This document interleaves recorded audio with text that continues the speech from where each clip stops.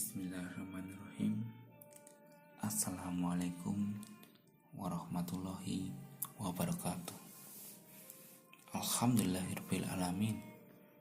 Wassalatu wassalamu ala asrafil anbiya'i wal mursalin wa ala alihi wa ashabihi ajma'in. Amma ba'd. Puji syukur marilah kita panjatkan kehadirat Allah Subhanahu wa ta'ala, karena telah memberikan kepada kita semua nikmat yang berlimpah, yakni nikmat iman dan kesehatan, dan nikmat-nikmat yang tidak bisa kita hitung, dan kita masih diberi nafas sampai sekarang ini. Salawat serta salam semoga tetap tercurah kepada junjungan kita Nabi Agung Muhammad Sallallahu Alaihi Wasallam, yang telah membawa kita dari zaman jahiliyah menuju zaman yang terang benderang sampai seperti sekarang ini.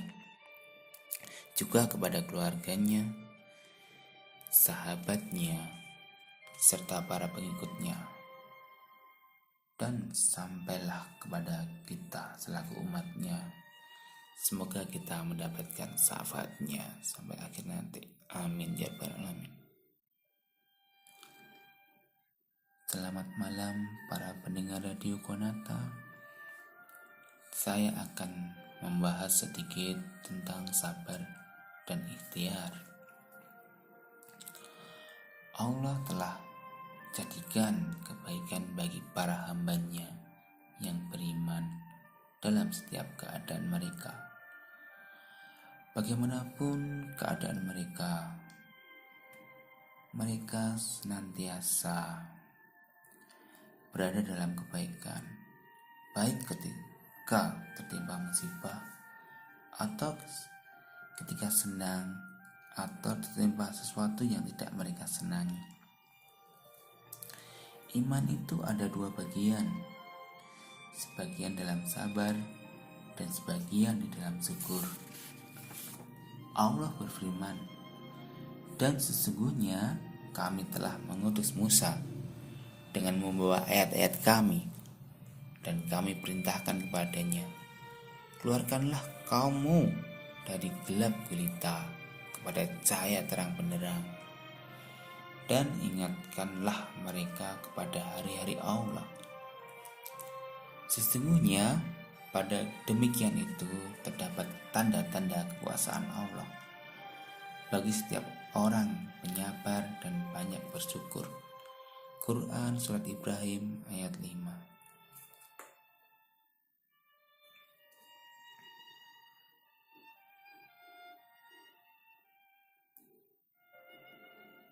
Pengertian sabar dalam Islam.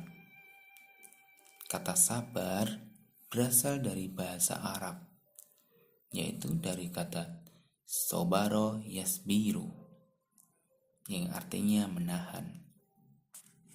Sedangkan secara istilah, sabar adalah menahan diri dari segala macam bentuk kesulitan, kesedihan, atau menahan diri dalam menghadapi segala sesuatu yang tidak disukai dan dibenci.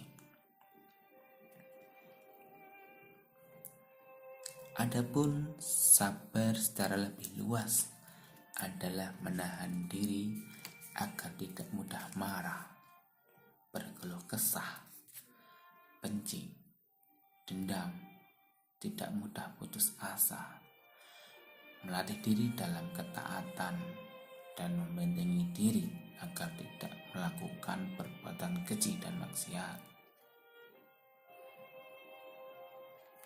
Dalam Islam ada 3 bentuk sabar, yaitu pertama, bersabar dalam menjalankan ketaatan sehingga dia bisa melaksanakan ibadahnya dengan baik. Kedua, sabar dalam menahan diri dari segala yang dilarang. sehingga dia bisa menjauhinya dan tidak melaksanakannya. Seseorang bisa meninggalkan larangan sesuai dengan kekuatan sabarnya. Sebagian ulama salah mengatakan perbuatan baik itu bisa dilakukan oleh orang yang baik dan bisa pula dilakukan oleh orang yang jahat. Namun tidak ada yang mampu meninggalkan maksiat kecuali orang yang benar-benar jujur. Ketiga, bersabar atas segala musibah yang menimpanya. Para pendengar Radio Konata, mari kita bahas satu persatu.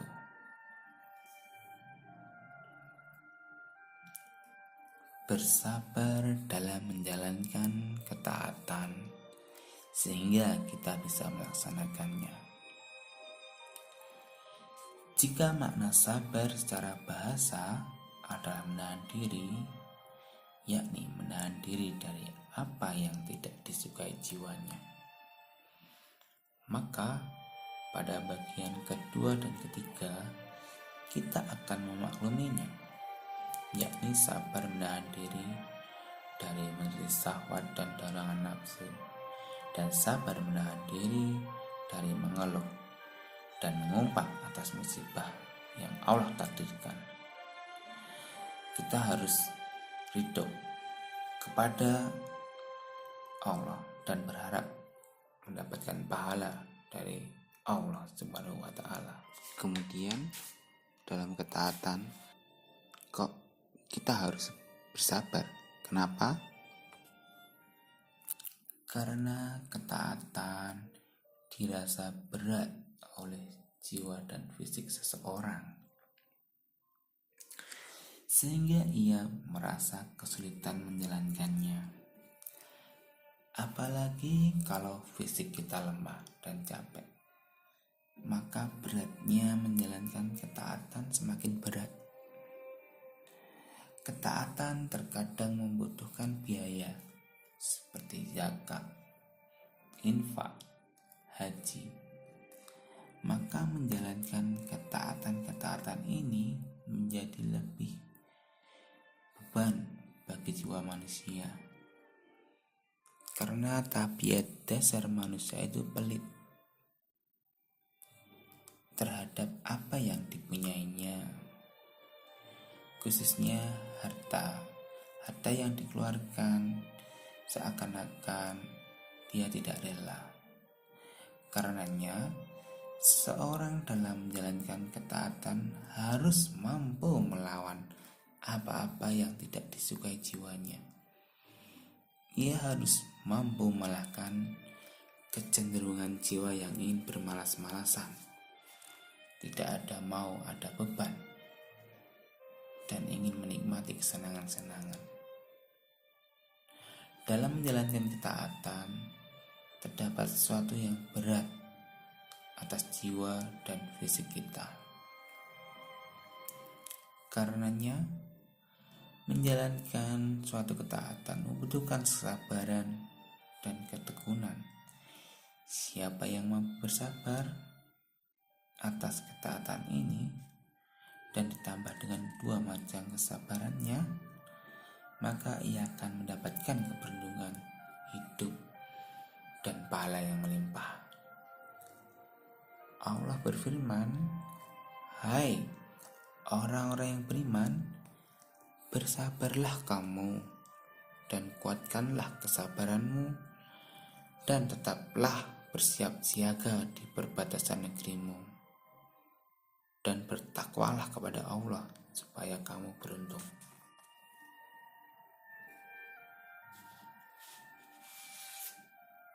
Surat Ali Imran ayat 200. Al-Falah ada keberuntungan, kebahagiaan, dan kesuksesan di akhirat. Jalan yang mengantarkan ke sana adalah melazimi kesabaran, yaitu menahan diri atas perkara yang tidak disuka meninggalkan maksiat, sabar atas musibah, dan sabar atas perintah-perintah yang berat ditanggung jiwa. Allah memerintahkan bersabar atas semua itu. Allah berfirman, katakanlah hai hamba-hambaku yang beriman, bertakwalah kepada Tuhanmu. Orang-orang yang berbuat baik di dunia ini memperoleh kebaikan, dan bumi Allah itu adalah luas. Sesungguhnya hanya orang-orang yang sabarlah yang dicukupkan pahala mereka tanpa batas. Surat Al-Zumar ayat 10. Maksudnya, pahala tanpa batasan tidak bisa dihitung dan dijumlah karena banyaknya. Ini berlaku atas 3 macam kesabaran secara keseluruhan. Semua ini merupakan keutamaan sabar dan kedudukannya di sisi Allah. Sabar membantu menyukseskan semua urusan kita.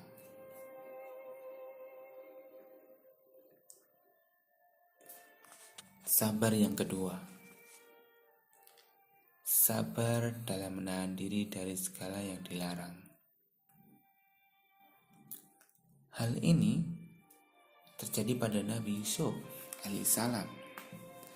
Pada suatu hari, Yulaikha, istri majikan tempat Nabi Yusuf bekerja, mencoba menggodanya. Yulaikha tertarik pada ketampanan Nabi Yusuf alaihissalam. Saat Yusuf pergi, Yulaikha menarik baju Yusuf dari belakang. Yulaikha mengadu kepada suaminya dan menyebut bahwa Nabi Yusuf menggodanya.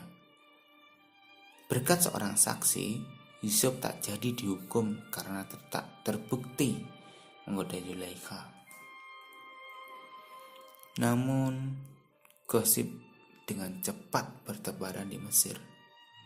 Kabar Yulaikha menggoda pelayan terdengar ke sentel negeri. Yulaikha yang tak senang dengan kabar itu mengundang para perempuan itu ke rumahnya.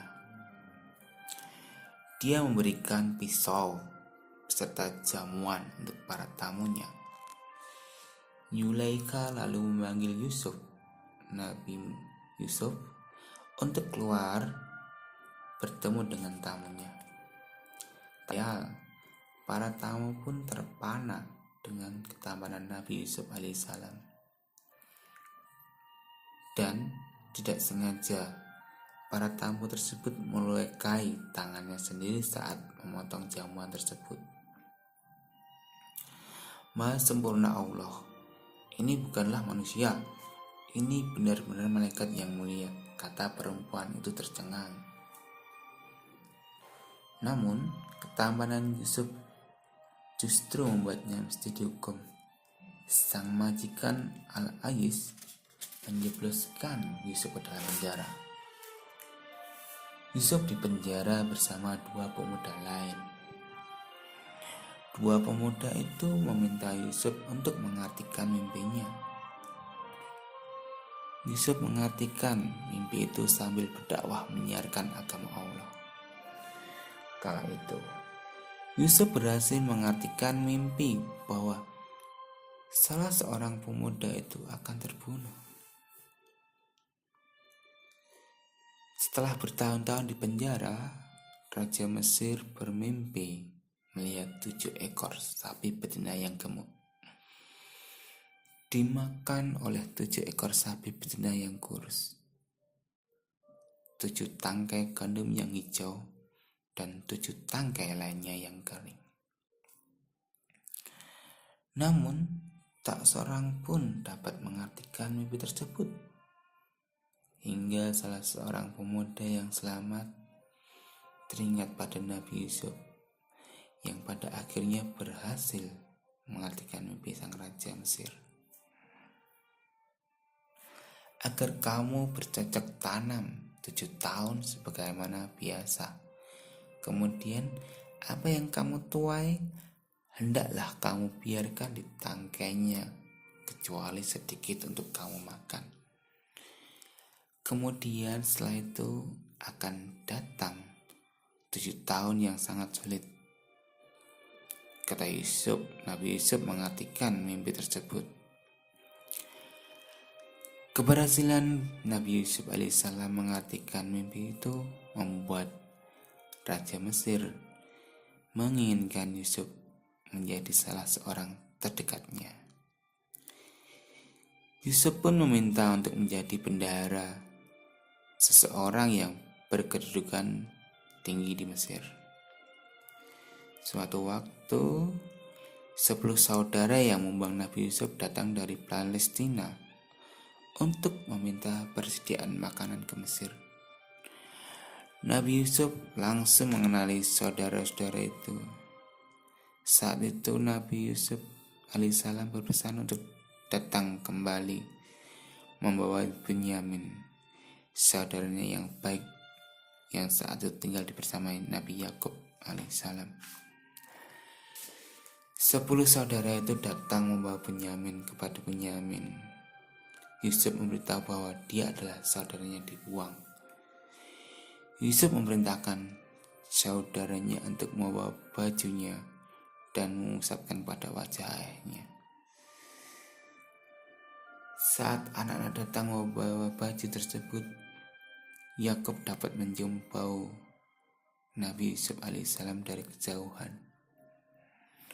Anak-anaknya mengusap baju Yusuf tersebut kepada ayahnya yang sudah menua dengan penglihatannya yang mulai kabur. Pakaian itu membuat Yakub bisa melihat kembali dengan jelas.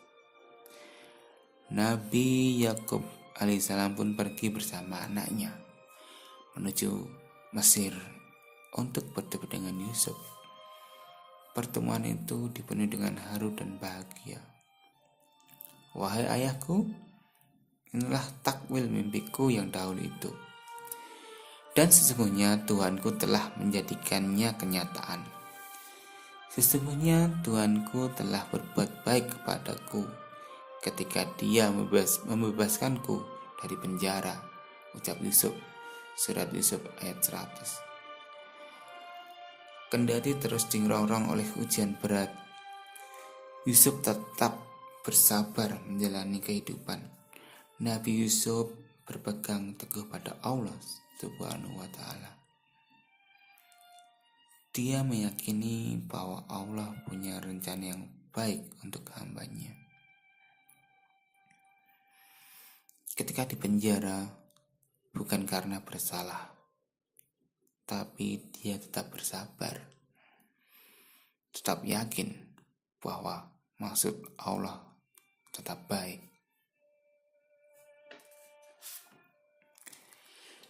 Setelah sabar menanti, Allah akhirnya memberikan kedudukan yang baik untuk Nabi Yusuf alaihissalam di Mesir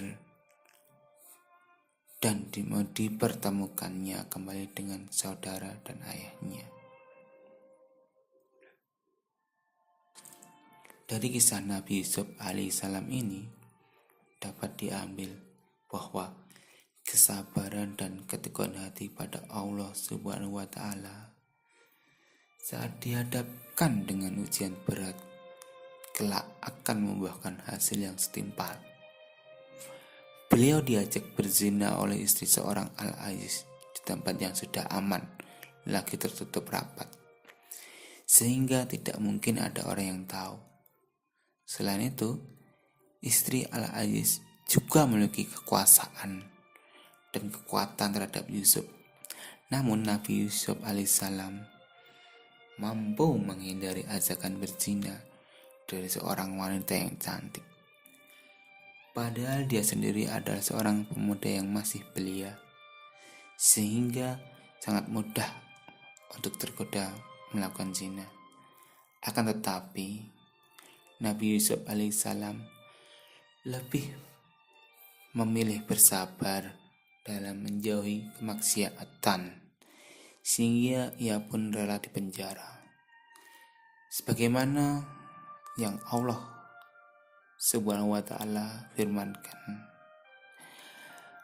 Yusuf berkata, "Wahai Robku, penjara lebih aku sukai daripada memenuhi ajakan mereka kepadaku. Dan jika engkau tidak hindarkan aku dari tipu daya mereka, tentu aku akan cenderung untuk memenuhi keinginan mereka. Dan tentulah aku termasuk orang-orang yang bodoh." Quran Surat Yusuf ayat 33. Sabar yang ketiga. Sabar yang ketiga adalah menerima takdir yang Allah berikan. Allah Ta'ala berfirman, "Maka bersabarlah kamu untuk melaksanakan ketetapan Rabb-mu." Surat Al-Insan ayat 24. Takdir adalah sebuah ketetapan Allah, dari takdir yang baik sampai takdir yang buruk. Seorang muslim wajib menerimanya. Dia tidak boleh protes dengan takdir yang telah Allah tetapkan untuknya. Karena setiap takdir yang Allah tetapkan pasti ada hikmahnya. Namun, seseorang tidak boleh melakukan dosa dan maksiat dengan alasan takdir. Takdir yang telah Allah tetapkan wajib seseorang muslim untuk ridho kepadanya. Akan tetapi, perbuatan buruk yang dilakukan semisal dosa dan maksiat, kita dilarang ridho. Harus dibedakan dalam dua hal ini. Ketika seseorang muslim tertimpa takdir yang buruk, semisal musibah, sakit, atau kematian, ingatlah bahwa para rasul memiliki cobaan yang jauh lebih berat dibandingkan kita semua. Oleh karena itu, Allah perintahkan kita untuk meniru para rasul dalam hal bersabar. Allah Ta'ala berfirman, "Maka bersabarlah engkau Muhammad sebagaimana kesabaran para rasul yang memiliki keteguhan hati. Dan janganlah engkau meminta agar azab disegerakan untuk mereka." Quran Surat Al-Ahqaf ayat 35.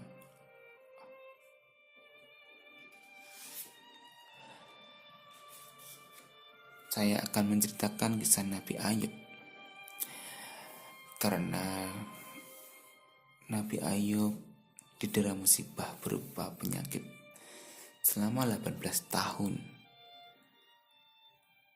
Tak hanya itu, seluruh kekayaan Nabi Ayub alaihissalam juga hilang dan anak-anaknya meninggal dunia, serta dijauhi semua orang kecuali istrinya. Meski demikian, Nabi Ayub alaihissalam menghadapinya dengan penuh kesabaran dan ketakwaan. Kisah Nabi Ayub ini diabadikan dalam Al-Quran Surat Sa'ad. "Dan ingatlah akan hamba kami Ayub ketika ia menyeru Tuhannya, sesungguhnya aku diganggu setan dengan kepayahan dan siksaan. Allah berfirman, hantamkanlah kakimu. Inilah air yang sejuk untuk mandi dan untuk minum. Surat Sa'ad ayat 42-43.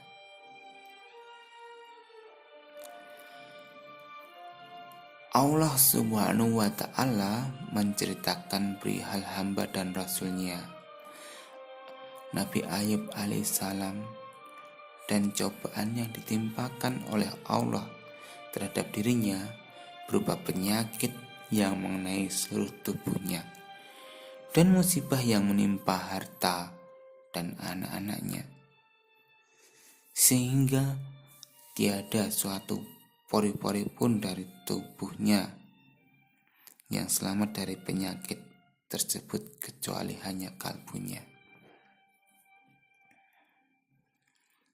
Dan tidak ada suatu pun yang tersisa dari harta bendanya untuk dijadikan sebagai penolong dalam masa sakitnya. Dan musibah yang menimpa dirinya, selain hanya istrinya yang masih tetap mencintainya berkat keimanannya kepada Allah dan Rasul-Nya.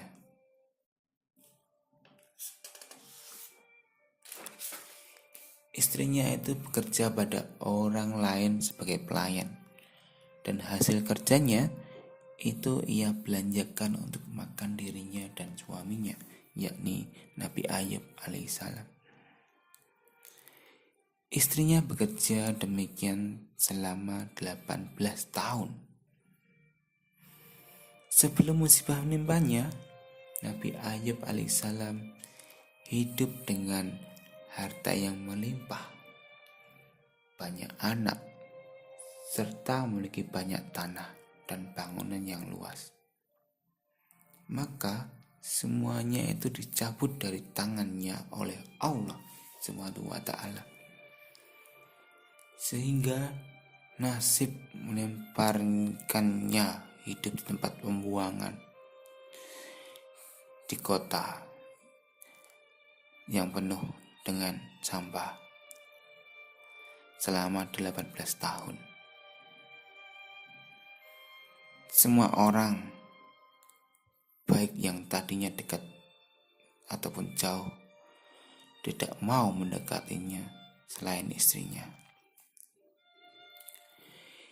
Istrinya tidak pernah meninggalkannya pagi dan petang, kecuali bila bekerja pada orang lain, tetapi segera kembali kepadanya dalam waktu yang tidak lama.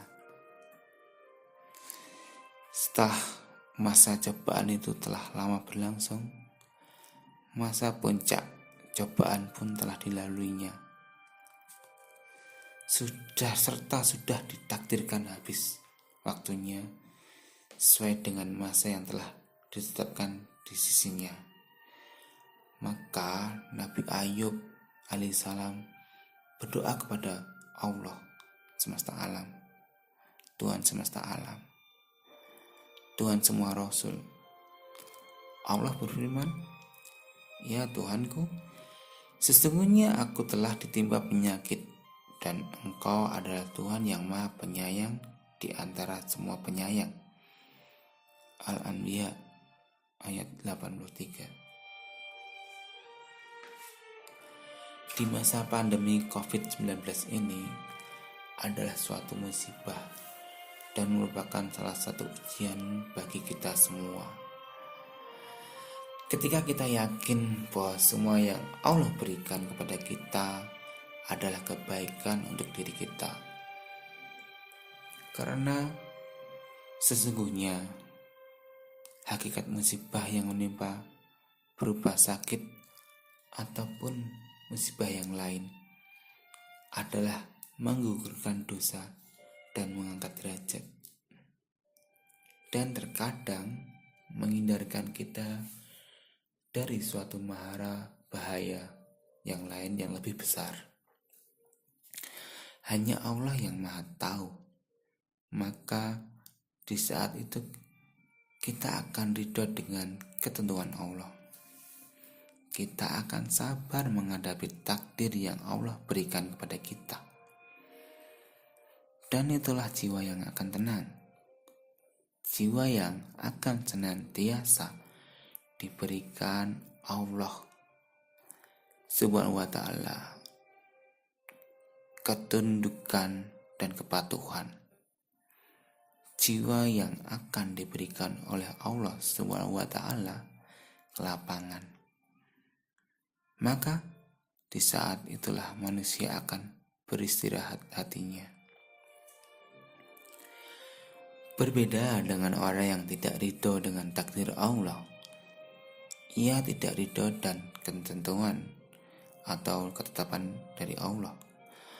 Allah Subhanahu wa Ta'ala, ia akan menjadikan hamba-hamba yang menentang Allah. Dia akan menjadikan hamba-hamba yang bersuzon kepada Allah. Dia akan menjadikan hamba-hamba yang tidak akan pernah ridho dengan ketentuan Allah dan menuduh bahwa Allah tidak adil, menuduh bahwa Allah zalim, menuduh keilmuan dia yang sangat rendah. Dia menganggap bahwanya Allah tidak berbuat adil pada dirinya. Padahal sebetulnya manusialah yang tidak paham. Manusia hanya diberikan oleh Allah sedikit keilmuan saja. Allah berfirman, "Tidaklah kalian diberikan ilmu kecuali sedikit saja." Quran Surat Al-Isra ayat 85.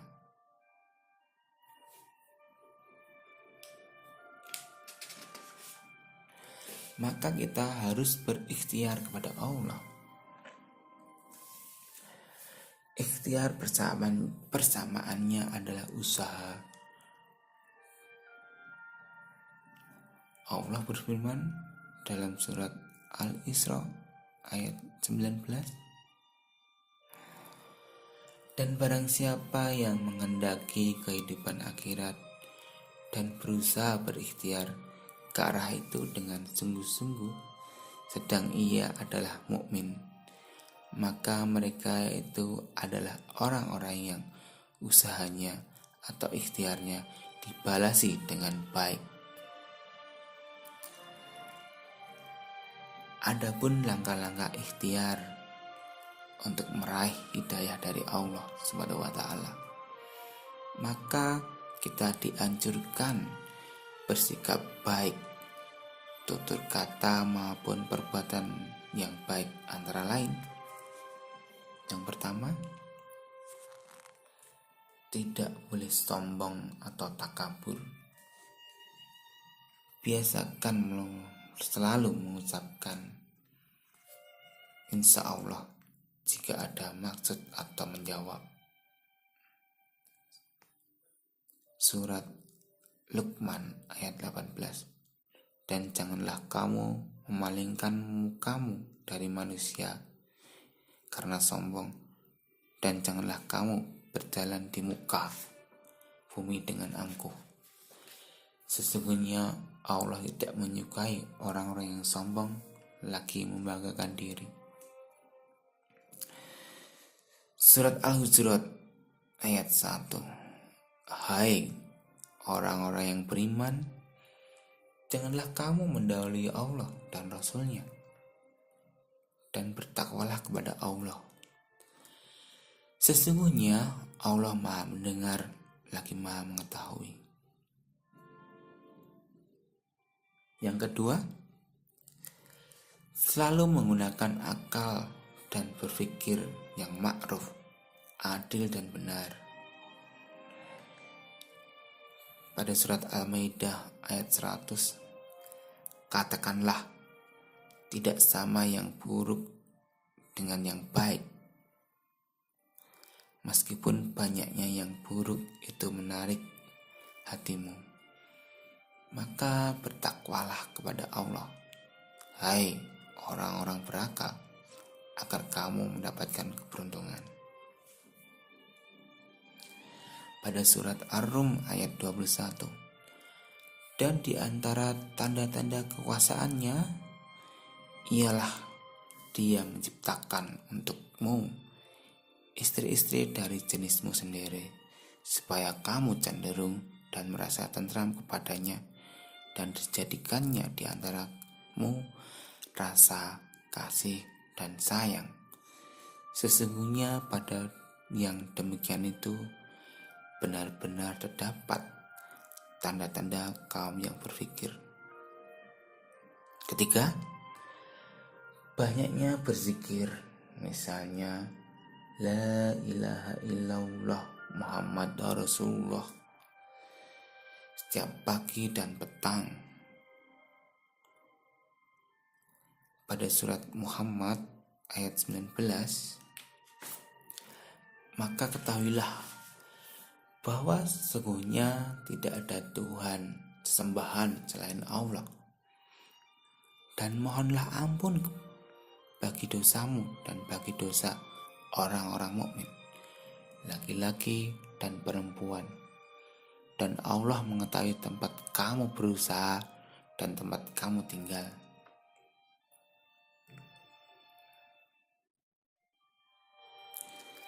Kalimat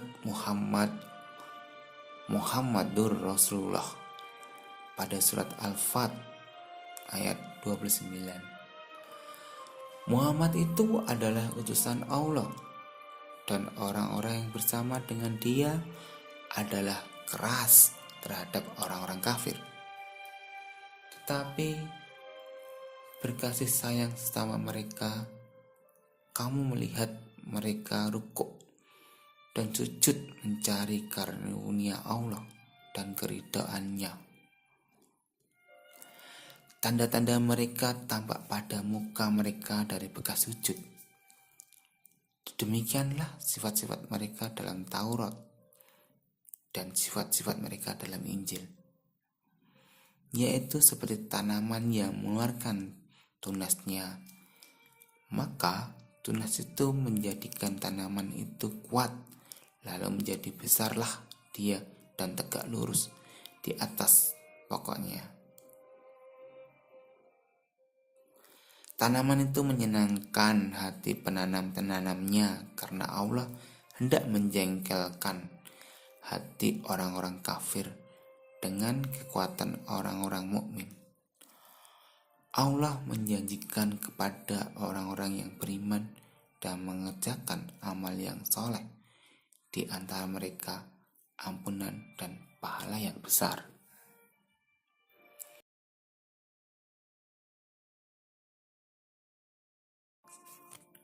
Keempat, selalu menghatamkan Al-Quran minimal setiap harinya 1 ain. Pada surat Ibrahim ayat 52, Al-Quran ini adalah penjelasan yang sempurna bagi manusia, dan supaya mereka diberi peringatan dengannya, dan supaya mereka mengetahui bahwasanya Dia adalah Tuhan yang Maha Satu, dan agar orang-orang yang berakal mengambil pelajaran. Kelima, selalu silaturahmi dengan para ulama atau orang-orang soleh. Pada surat An-Nisa ayat 1, Hai sekalian manusia, bertakwalah kepada Tuhanmu yang telah menciptakan kamu dari seorang diri dan daripadanya. Allah menciptakan istrinya daripada keduanya. Allah memperkembangbiakkan laki-laki dan perempuan yang banyak. Dan bertakwalah kepada Allah yang dengan mempergunakan namanya kamu saling meminta satu sama lain, dan peliharalah hubungan silaturahim.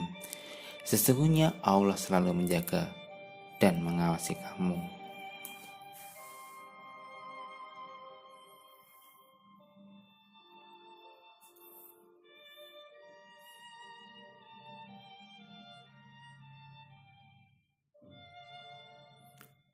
Pada surat An-Nisa ayat 69, dan barang siapa yang mentaati Allah dan Rasul-Nya, mereka itu akan bersama-sama dengan orang-orang yang dianugerahi nikmat oleh Allah, yaitu nabi-nabi, para orang jujur, orang-orang yang mati syahid, dan orang-orang soleh, dan mereka itulah teman yang sebaik-baiknya.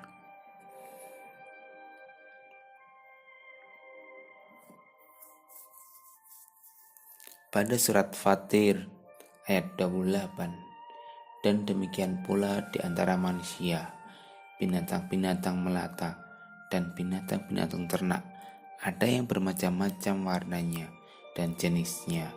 Sesungguhnya yang takut kepada Allah di antara hamba-hambanya hanyalah ulama. Sesungguhnya Allah Maha Gagah lagi Maha Pengampun.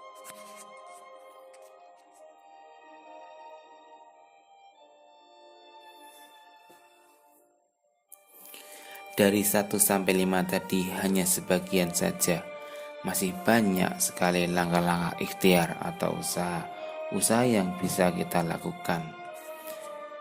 Kita tahu bahwa bangsa Indonesia sedang berjuang untuk bertahan dari wabah COVID-19. Apabila suatu negara tidak bisa bangkit dari suatu masalah, maka ia akan tumbang. Oleh karena itu, marilah segenap masyarakat Indonesia, khususnya Surakarta, selalu menaati peraturan pemerintah, menaati protokoler kesehatan. Pemerintah Indonesia telah bekerja keras untuk melindungi segenap warganya dari COVID-19 ini. Maka dari itu, masyarakat harus sadar diri untuk selalu menjaga kesehatan, menjaga jarak, membatasi, selalu menerapkan protokol kesehatan.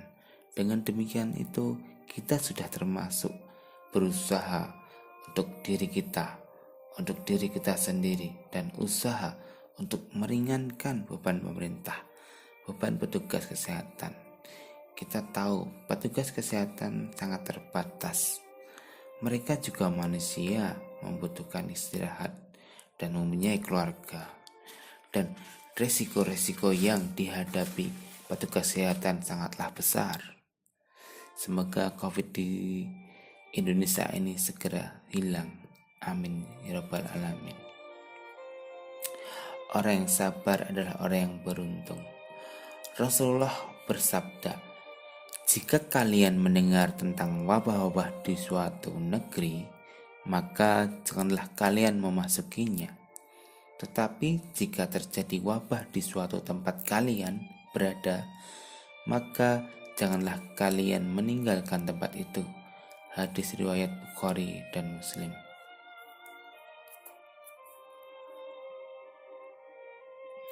Ini merupakan metode karantina yang telah diperintahkan Nabi Muhammad SAW untuk mencegah wabah tersebut menjalar ke negara-negara lain.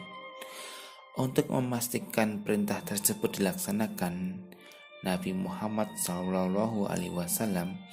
mendirikan tembok di sekitar daerah yang terjangkit wabah dan menjanjikan bahwa mereka yang bersabar dan tinggal akan mendapatkan pahala sebagai mujahid di jalan Allah.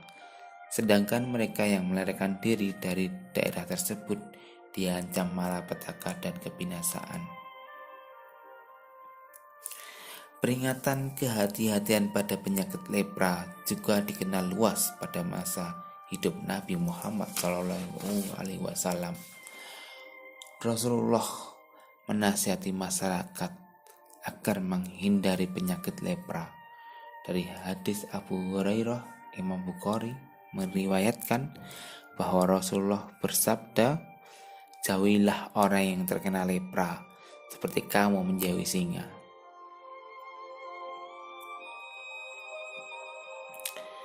Di masa kekhalifahan Umar bin Khattab, wabah kolera menyerang negeri Syam. Khalifah Umar bersama rombongan yang saat itu dalam perjalanan menuju Syam terpaksa menghentikan perjalanannya. Umar pun meminta pendapat kaum Muhajirin dan kaum Ansor untuk memilih melanjutkan perjalanan atau kembali ke Madinah. Sebagian dari mereka berpendapat untuk tetap melanjutkan perjalanan, dan sebagian lagi berpendapat untuk membatalkan perjalanan.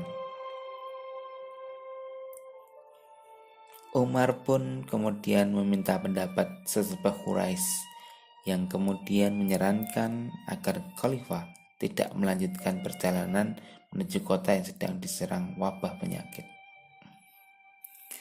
"Menurut kami, engkau berserta orang-orang yang bersamamu sebaiknya kembali ke Madinah, dan janganlah engkau bawa mereka ke tempat yang terjangkit penyakit tersebut," ujar sesepuh Quraisy, sebagaimana dikutip dalam buku Pesona Akhlak Nabi Ahmad Rafi Usmani 2015.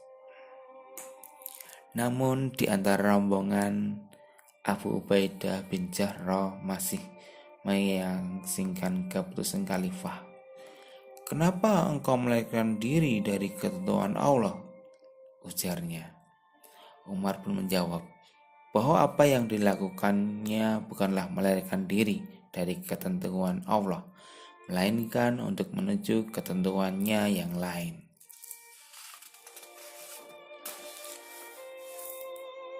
Keputusan untuk tidak melanjutkan perjalanan pun semakin yakin saat mendapatkan informasi dari Abdurrahman bin Auf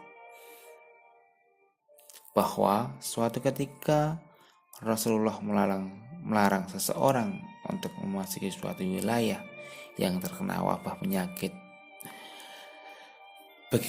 Begitupun masyarakat yang terkena wabah tersebut untuk tidak meninggalkan atau keluar dari wilayahnya. Ini merupakan cara mengisolasi agar wabah penyakit tersebut tidak menular ke daerah lain. Negeri Syam kala itu sekitar tahun 18 Hijriah diterjang wabah Khuas. Wabah tersebut menelan jiwa sebanyak 25.000 kaum muslimin.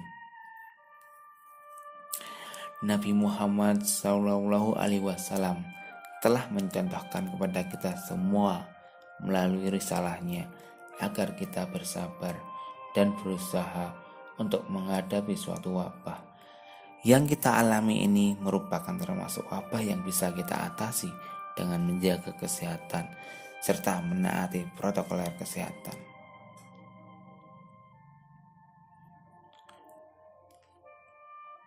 Demikian yang bisa saya sampaikan. Bila ada kata yang salah, saya mohon maaf. Subhanallahu wa bihamdika asyhadu alla ilaha illa anta astaghfiruka wa atubu ilaik. Wassalamualaikum warahmatullahi wabarakatuh.